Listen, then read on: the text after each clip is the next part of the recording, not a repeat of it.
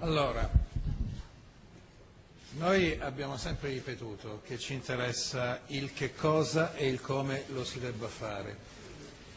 Ci interessa relativamente chi lo faccia, purché abbia credibilità e storia tale da poter essere al di sopra di ogni sospetto.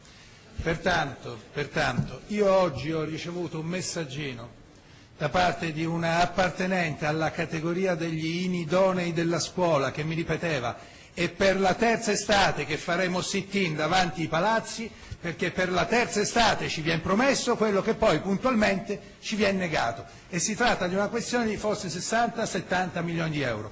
Se se ne vanno a casa e ci fanno, perché io non lo escludo, ci fanno dialogare con gente nuova, con gente che ha una credibilità sui territori, perché non è stata nominata, perché non è stata catapultata da Botteghe Oscure o da altre sedi, come si diceva un tempo. Noi sui fatti, sui progetti, discutendone fra di noi, perché io parlo a nome di uno e qua noi lavoriamo in democrazia, quindi ci ascoltiamo tutti, noi saremo anche disposti a ragionare su qualunque altra cosa, ma certo chi da sempre fa il parlamentare, chi da sempre studia per diventare Presidente del Consiglio, e forse ultimamente ci è diventato, chi da sempre è figlio di una nomenclatura e un sistema, non può cercare la nostra.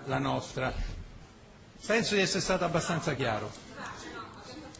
Scusi, volevo continuare a rispondere io a questo. C'è un passaggio tecnico, lo so che è una Sì, ok, allora, la verità è quella che ho detto poc'anzi io, che il PDL non farà assolutamente cadere il governo, non ne ha interesse, cioè non c'è un interesse, ma se succede è la stessa domanda che fate da mesi, continuamente la stessa domanda, non si può un giornalista, una categoria giornalistica a fare costantemente la stessa domanda. Allora, oggi al Presidente della Repubblica, a proposito di fiducia, alleanze e così via, a chi dovremmo dare la fiducia? A chi mette un disegno di legge costituzionale a fine luglio per modificare la Costituzione? Allora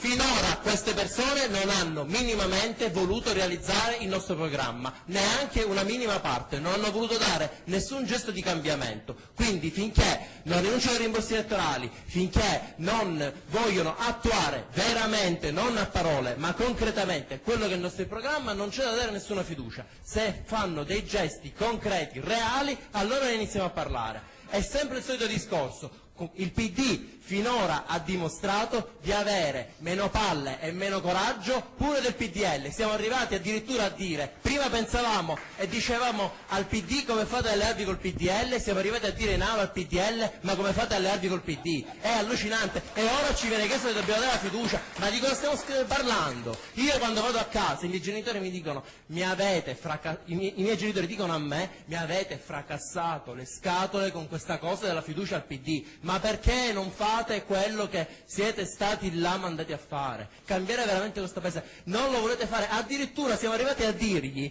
guardate, c'è un reato per la messa in prova al PD, al PDL. Signori, c'è un reato per la messa in prova che prevede di far andare ai domiciliari coloro che sono accusati di pornografia virtuale. Cioè già il reato lo fanno in casa e noi che facciamo? Gli diamo i domiciliari. Una pazzia. Facciamo una messa in prova, va bene. Gli diciamo al PD, al PDL, gli vogliamo stanziare un po' di soldi per le forze dell'ordine per poter attuare la messa in prova, e votano contro. Ma con chi dobbiamo andarci con questa gente? Prima cambiano il cervello e poi ne parliamo. Il cervello non lo cambiano, il cervello è quello. Anche se li modifichi geneticamente. Se mi posso permettere, io oggi al Presidente della Repubblica ho fatto leggere alcuni passaggi dell'intervento del senatore Tocci, del PD, ieri in aula. È stato il senatore Tocci bacchettato dai suoi. Però io oggi, quando l'ho visto, gli ho fatto i complimenti, perché per noi non c'è un problema di sigla, c'è un problema di verità oppure di ipocrisia. Stop. Tocci ha tutto il mio rispetto, che poi sia del PD, di Scelta Civica o del PDL è secondario. Luca Zappino dell'Espresso. Sì, salve. Magari siamo ossessionati noi, però siccome ci sono state anche delle aperture in queste vostre risposte, si è parlato di persone al di sopra di ogni sospetto, e se dovesse cadere questo governo e ci dovesse essere quindi un passaggio parlamentare con l'occasione di fare un governo per fare il vostro programma, farete voi ad esempio un primo passo proponendo una persona sopra ogni sospetto con cui chiedere al PD di sostenere quella persona, e se sì, chi potrebbe essere?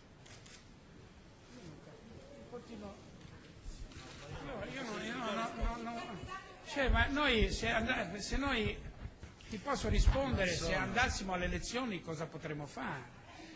Potremmo candidare delle persone, cioè, una precisazione però, così ci capiamo. Siccome lei ha detto che il nuovo un Parlamento con questa legge elettorale è un Parlamento che non serve a niente, inutile, che non può fare niente, se non riformano la legge elettorale, cosa molto probabile, se cade il governo prima, e quindi voi immagino non vogliate eleggere un altro Parlamento con questa legge elettorale, proporrete un governo con un nome a cui chiedere PD, non facciamo il governo insieme, votate il governo Rodotà ad esempio, votate il governo Tocci, votate il governo Tizio, Zagrebeschi, lo farete? Non lo posso mica dire io, lui o lui. Saranno nomi decisi dal movimento in rete, come abbiamo sempre fatto. Non c'è una decisione consultandoci di un con la base, esatto, lui è un garante, non è che non posso mica dirti, Rodotà è uscito per una consultazione di rete del movimento, cioè, ed è stato affossato dagli amici degli amici, così Prodi sono stati tutti affossati dagli amici degli amici,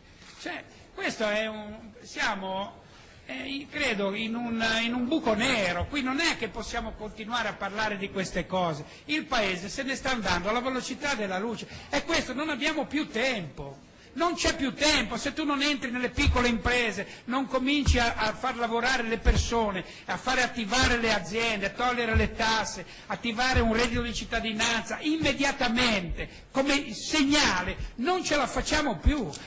Allora chiudono 156 negozi al giorno, vuol dire che la Confcommercio ha detto che se 40.000 esercizi hanno già chiuso, se entro 10 anni non rimarrà nessun esercizio di vendita al dettaglio, vuol dire che il nostro debito ci sta mangiando vivi, il nostro rapporto debito-PIL è aumentato di 7 punti in un anno, siamo dopo la Grecia quello che ha il rapporto deficit debito pubblico e deficit del 127%, era al 120 l'anno scorso, ma di che cosa parliamo? Abbiamo 100 miliardi di euro di interessi da dare tutti gli anni, puoi fare devi svendere tutto, non è possibile stare, se non vai là a riconsiderare questo problema, che è il problema che poi raccoglie tutto. Allora è inutile che ci diciamo se in caso oppure in caso dello scioglimento, noi siamo in un problema che non possiamo più farne a meno, c'è il problema che l'economia darà una bastonata a questo Paese, non la politica è già scomparsa.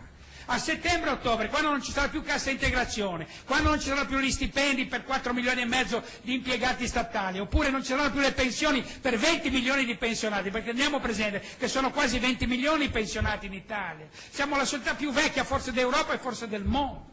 Abbiamo dei problemi, invecchiamo sempre di più, ci saranno dei problemi sanitari, meno sanitari, le nuove malattie, l'Alzheimer che coinvolge le famiglie. Come ci stiamo attrezzando?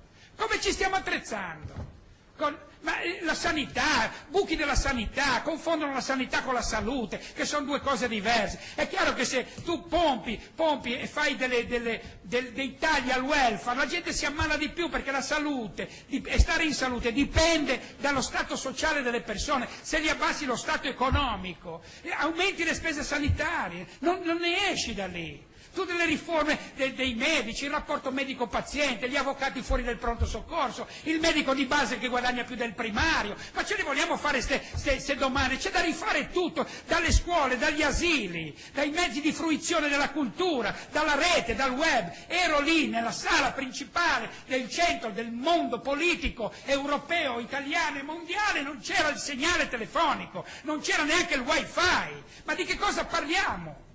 Allora io vorrei capire, io ho 6 figli, ce l'ho da 12 anni a 32, ce li ho tutti, da 18 a 35 non guardano più i giornali e non guardano più la televisione, eppure chattano, hanno nuove tecniche. Io 2 anni fa nell'ultimo spettacolo facevo vedere una stampante 3D che è andata avanti, fanno delle stampanti enormi dove ti stampi oggetti anche di 3-4 kg, ti puoi fare una pistola attraverso la stampante 3D. ti puoi fare oggetti, presidi chirurgici in casa tua, i trasporti come avverranno, l'energia come sarà fra 5 anni, 10 anni. Io voglio un sogno, un pensiero nella politica, non voglio stare a perdere il tempo con delle domande così che sono insignificanti. Basta! Voglio capire come vivrà mio figlio fra 10 anni. 10 anni, non 2 legislature, 2 generazioni. Perché qui tra un po' ci sarà una guerra tra generazioni, tra vecchi e giovani. Perché è questo che sta succedendo. E l'ho visto quando a Brescia Berlusconi ha fatto il comizio e davanti c'erano i vecchi che guardavano Berlusconi e l'avevano visto in televisione, sentivano le cose che avevano sempre sentito dalla televisione, ti do l'IMU indietro, ti ci metto un set di pentole. Erano quelli lì che lo votano, quelli che galleggiano sulla crisi, che non vogliono cambiamenti e sono rassicurati da Berlusconi che gli diceva ti riduco le spese, le tasse, e sono seguiti. Era l'informazione che avevano attraverso le televisioni, ma dietro c'erano i giovani, metà della nostra popolazione è fatta di giovani che se ne vanno, di imprese che chiudono una al minuto, e metà della popolazione italiana è sott'acqua, quindi non possiamo più permetterci di buttare via 2 minuti del nostro tempo. Basta, bisogna che lì comincino a operare immediatamente da domani mattina, non fare delle finte e andare a fare la riforma, una delle riforme più importanti della nostra Costituzione, i primi di agosto, quando la gente è in vacanza. Questa è vergognosa, questa è una cosa vergognosa, non c'è più il diritto certo in questo Paese, no? Le regole se le fanno così, quando servono si rifanno le regole. Si fanno le regole durante il percorso, si fanno le leggi elettorali durante il percorso. Allora abbiamo bisogno veramente di cambiare struttura mentale, anche vostra, vi prego anche vostra. Poi prima di essere dei giornalisti non potete essere sopra il bene e del male perché siete i giornalisti, perché siete cittadini, siete padri, siete madri, siete precari, siete i più precari di tutti, perché mi mandano giornalisti che prendono 5 euro a pezzo, ma di che cosa? E sul loro giornale c'è indegno il precariato dei giovani. Ma di che cosa parliamo? Che se non ci fossero i giornali sarebbero già chiusi se non ci fossero le sovvenzioni, e vi mantengo io. Una parte del tuo stipendio te lo do anch'io, te lo do io col mio lavoro. Una parte del tuo stipendio, perché 22 milioni di euro a sole 24 ore. Scusate, io vi devo salutare perché devo andare al Premier Time per chiedere al Premier Voglio dire che noi sovvenzioniamo, volevo dire che noi sovvenzioniamo le tasse degli italiani, sovvenzionano l'editoria, i giornali con sovvenzioni dirette e indirette. Se vi dico le cifre, vi dico anche tutte le cifre. Per giornale, Sole 24 ore che perde 40 milioni, ne prende 22 dallo Stato, e fino a 6 milioni dell'Unità, fino a 5 milioni di Foglio, 5 a 4 milioni di altre testate che non avrebbero senso senza i finanziamenti pubblici. E la gente chiude le attività, chiudono i piccoli commercianti, i piccoli negozi, la gente va avanti così. Noi abbiamo bisogno di segnali forti. Il movimento è un segnale forte, ma vi prego di capire che siete coinvolti tutti in questa grossa cosa. Non siamo da una parte opposta, non ci sono parti opposte. C'è da sopravvivere o no? È una questione non di nomi, ma i nomi saranno... Scusate, no, volevo dirvi che a proposito della riforma costituzionale i primi di agosto e sulle riforme del regolamento della Camera, il Presidente era d'accordo con noi, non si possono cambiare i regolamenti solamente con la maggioranza e non si può discutere la modifica della Costituzione i primi di agosto a fine di luglio utilizzando il trucchetto del contingentamento. Su quello era più che d'accordo il Presidente. La conferenza stampa è chiusa perché abbiamo prenotato fino alle 3. Grazie. Grazie.